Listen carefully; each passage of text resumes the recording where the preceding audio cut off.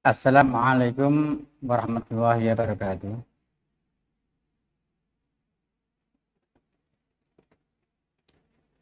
Anak-anakku sekalian, baik kelas 2 IPA maupun kelas 2 IPS. Untuk kali ini sebenarnya sudah pertemuan yang kedua kalinya, tapi untuk yang pertama udur, maka hari ini adalah untuk yang pertama kalinya lewat video training kelas 2 IPA dan IPS. Untuk materi hari ini adalah tentang proposal. Akan tapi sebelum saya lanjutkan tentang pembahasan materi ini, kalau untuk anak sekalian itu patuhi protokol kesehatan dan jangan sering-sering keluar kalau tidak ada urusan yang sangat vital atau penting. Hindari kerumunan dan jaga jarak di antara orang satu dengan orang lain, termasuk di sini adalah anak sekalian.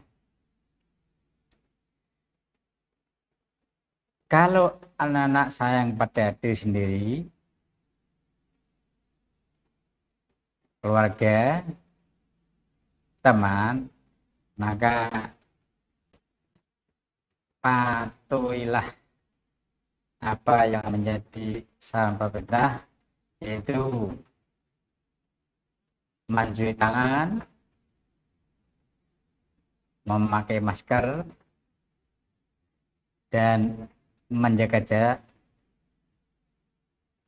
dengan yang lain, ya paling enggak minimal 1 meter. Mengapa demikian? Karena yang namanya corona itu entah dari kita, entah dari orang lain, kita nggak tahu, kita tahapan sehat dan tidak membawa virus corona. Itu amal dari pertemuan kita untuk membahas tentang proposal. Baiklah anak-anak, untuk tentang proposal ini, di sini ada 5 pembahasan. Yang pertama, kita membahas tentang definisi atau pengertian atau batasan tentang proposal. Yang kedua itu mengenai tujuan proposal. Mengapa itu proposal dibuat? Maka paling enggak kita harus tahu apa tujuan membuat proposal itu.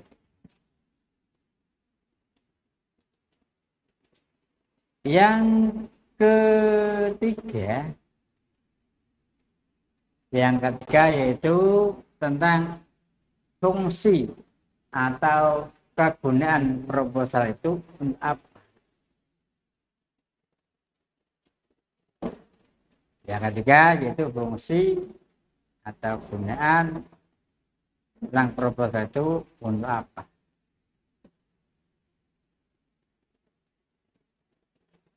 Yang keempat tentang macam-macam atau jenis-jenis proposal. Jadi yang namanya proposal itu tidak hanya satu saja, tapi bermacam-macam. Yang terakhir kita akan membahas tentang bentuk proposal. Yang terakhir, yang kelima, yaitu kita akan membahas tentang bentuk proposal. Baiklah, kita lanjutkan untuk yang pertama kali, yaitu menyangkut definisi atau batasan atau pengertian tentang proposal.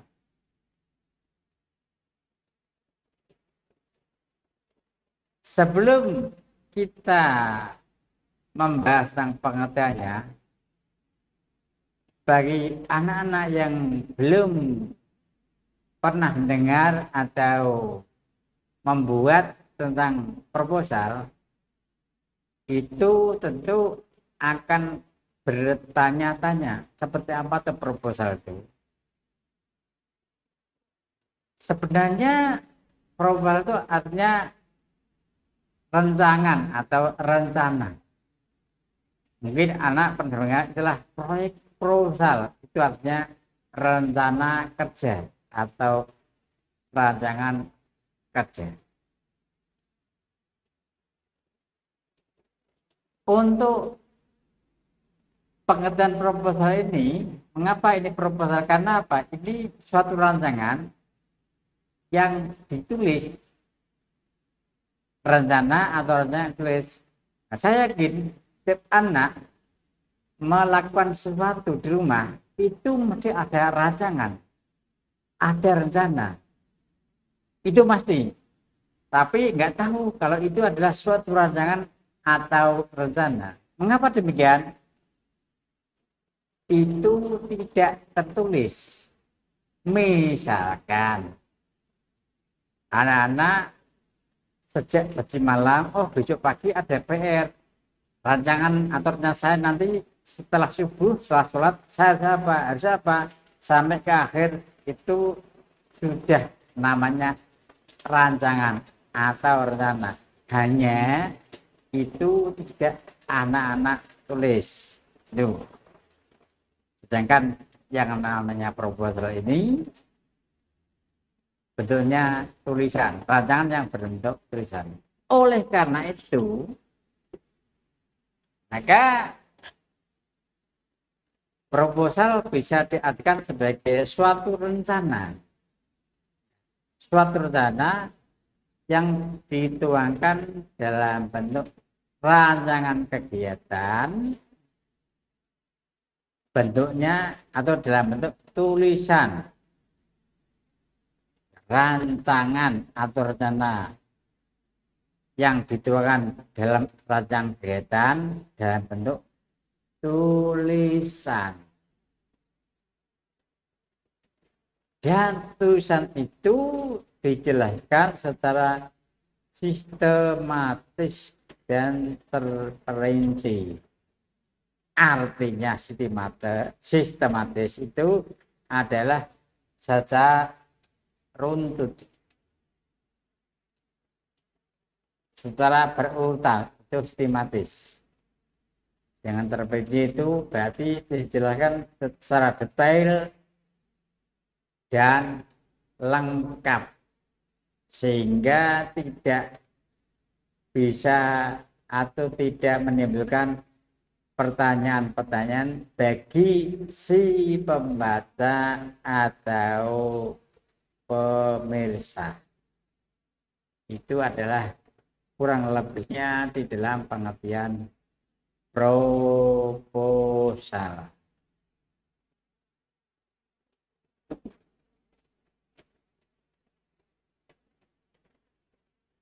Sedangkan untuk tadi yang kedua, saya menjelaskan yang kedua adalah tujuan proposal. Tujuan proposal itu minimal karena itu tulisan itu untuk mendapatkan pengesahan persetujuan izin dari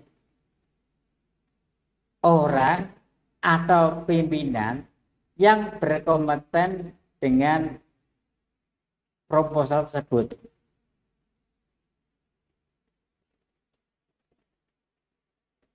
Ingat, bahwa proposal itu dibuat untuk mendapat izin atau persetujuan atau pengesahan dari pihak yang mengenai tentang rancangan yang ingin dilakukan kepada pihak-pihak yang bersangkutan. Misalkan begini, anak-anak mau mengadakan PHBI atau peringatan Hari Besar Islam. Itu otomatis pihak OSIS itu pelaksananya punya rancangan atau rencana kerja dari A sampai Z. Oleh karena itu, seorang ketua OSIS tersebut atau panitia pengurus OSIS tadi, panitia yang mana membuat proposal yang isinya biasanya minta izin dari kepala madrasah, minta bantuan dari kepala madrasah, itu intinya. Itu yang kecil. Nanti ada contoh yang besar. Jadi tulisan proposal intinya adalah mendapatkan persetujuan izin lisensi pengesahan dari pihak terkait. Itu intinya. Anak-anak seandainya ada pertanyaan apa tujuan itu minimal jawabannya sudah. Nah,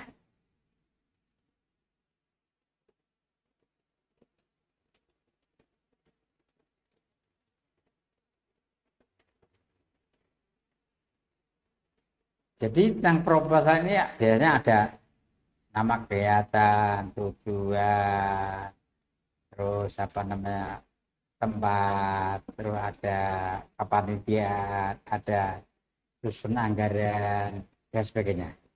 Isinya dalam proposal itu.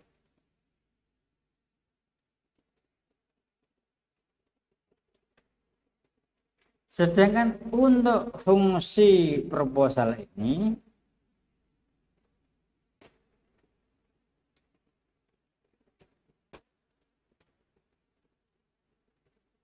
ada 4, yaitu pertama di bidang penelitian umum. Pertama di bidang penelitian umum. Yang kedua di bidang usaha atau bisnis. Yang kedua itu di bidang usaha atau bisnis. Yang ketiga, untuk memberikan informasi mendetail tentang suatu kegiatan. Intinya pemberian informasi saja. Yang keempat adalah proposal proyek atau proposal suatu proyek.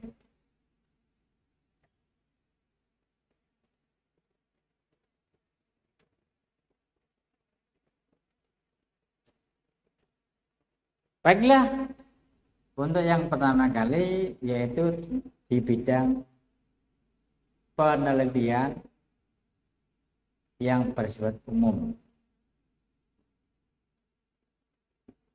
Biasanya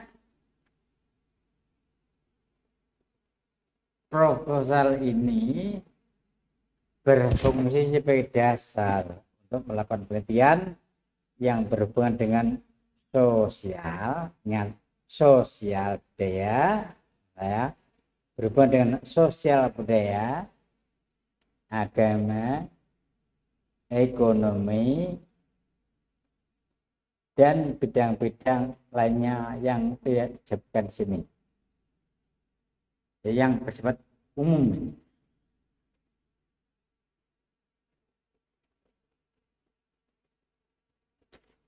Yang kedua, di bidang usaha atau bisnis. Biasanya proposal ini dibuat oleh sekelompok orang atau seseorang mungkin ingin mendirikan PT atau CV atau firma, bisa juga UDI atau usaha dagang.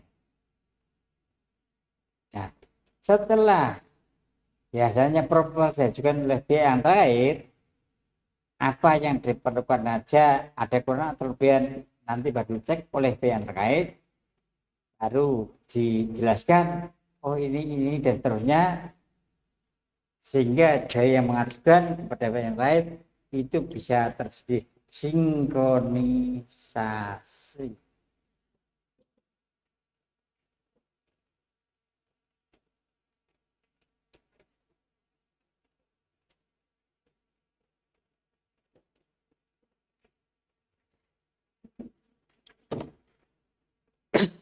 Yang ketiga, yaitu ya proposal yang berfungsi untuk memberikan suatu informasi yang secara detail. Itu proposal yang tujuannya untuk memberikan informasi secara detail tentang kegiatan. Ya, antara lain tadi yang sudah saya sebutkan bahwa apa itu tentang pengertian proposal tadi, yaitu bisa untuk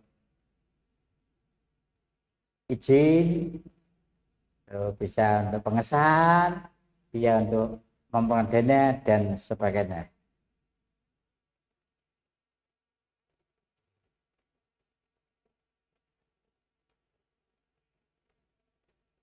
Yang terakhir di sini adalah proposal yang berfungsi untuk dasar melakukan proyek atau pekerjaan atau tender, baik itu yang dilakukan oleh lembaga pemerintahan maupun lembaga swasta. Ini tertang aja skalanya lebih besar. Misalnya, pemerintah pusat itu menganggarkan untuk bantuan desa per desanya 1 miliar. Otomatis yang namanya desa itu adalah dari unsur pemerintah. Dan nanti desa akan membangun misalkan jembatan, jalan, irigasi, dan sebagainya. Nah, otomatis pemerintah desa bisa mengadakan suatu lelang atau tender kepada pihak swasta dengan proposal yang detail dari kegiatan apa, dananya berapa, selesai berapa hari, terus bagaimana gambarnya, itu yang namanya proposal untuk proyek. Jadi itu nanti betul-betul bisa terrealisasi secara konkret, tidak ada istilah asal buat. Karena apa? Itu nanti kan mengapa demikian? Itu nanti akan dipertanggungjawabkan kepada yang mengeluarkan uang tersebut dipertanggungjawabkan pertama ada perintah pemerintah sama saya. Jangan sampai bahwa ada pelaksanaan kegiatan yang berbeda. 1 miliar itu menyimpang dari prosedur sehingga yang turun adalah KPK. Nih.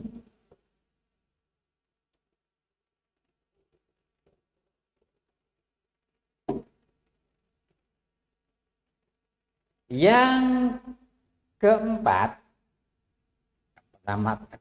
tadi yang pertama kan saya pembahasannya ada 5 bagian. Ini masuk pembahasan yang keempat. Tampaknya ini waktu nanti tidak selesai.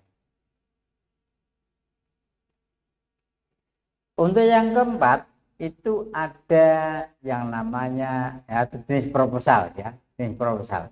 Jenis proposal, macam-macam proposal, yaitu 1 proposal kegiatan, yang kedua proposal bisnis, yang ketiga proposal penelitian, yang keempat adalah proposal proyek. Ini sebenarnya tadi sudah sebagian kecil saya jelaskan pada di fungsi proposal, dan itu masih terlalu umum, maka di sini ada jenis-jenisnya. Ini namanya proposal kegiatan. Tentang proposal kegiatan ini tadi di awal sudah saya berikan contoh sekelumit atau garis besarnya seperti apa tuh. Tadi saya mengatakan bahwa misalkan dalam kegiatan ini yang paling mudah, paling mudah dipahami dan dimengerti anak dan yang membuat adalah pengurus OSIS. Apabila melakukan kegiatan OSIS yang kegiatan tersebut perlu dana, perlu waktu, perlu tempat, maka seorang pengurus OSIS yang sudah menjadi panitia akan membuat proposal, misalkan ingin mengadakan peringatan Hari Besar Islam, maka pengurus tadi adalah membuat rancangan atau rencana kerja atau kegiatan tersebut. Ini adalah proposal kegiatan. Yang kedua, proposal bisnis. Tadi saya sudah katakan bahwa kalau orang biasanya ingin membuat PT, CV, firma, atau UD, atau usaha dagang, otomatis beliau atau dia membuat suatu proposal yang mana isinya secara detail tentang hal-hal yang terkait dengan kegiatan beliau tersebut. Yang ketiga yaitu proposal penelitian. Ini biasanya dilakukan oleh akademisi. Tapi yang paling mudah dan sering dilakukan adalah proposal membuat skripsi S1, proposal membuat tesis S2, atau proposal membuat disertasi untuk S3, atau untuk kalau S3 yang sekarang sedang disuruh membuat itu adalah proposal membuat karya tulis. Tentang saja zaman saya dulu itu biasa bikin tulis, karena tampaknya membuat karya itu tidak ada. Ini bagian dari proposal penelitian. Sedangkan yang keempat yaitu tentang proposal proyek yang tadi sudah saya bahas, contohnya tentang pemerintah pusat memberikan dana 1 miliar tadi ya, dan melakukan lelang saya. Itu ada bagus. Baiklah, untuk pertemuan kali ini waktunya, karena apa namanya, ini baru corona, waktu terbatas, dan sebelum saya akhiri, ini ada tugas baiklah 2 IPA maupun IPS, selain ngarangkum ini anak-anak saya wajibkan ngerangkum LKS bab 1 ya sama ini tentang proposal, bab 2 tentang karya tulis ilmiah, dan yang ketiga tentang resensi. Itu nanti hasilnya dikirim lewat via grup, dan nanti tolong anak-anak baik IPA maupun IPS buat grup masing-masing. Nomor saya nanti dimasukkan otomatis dengan serinya, nanti satu kelas dan saya itu detektif sendiri, jadi saya mudah untuk memantau kepada anak-anak baik yang sudah membuat maupun yang tidak membuat. Jadi itu saya untuk, jadi bukan untuk yang lain-lain grup ini, untuk memantau kegiatan masa PJJ ini biar anak tidak melupakan tanggung jawabnya. Demikian dari saya, dan saya akhiri, semoga apa yang saya sampaikan bermanfaat. Wassalamualaikum warahmatullahi wabarakatuh.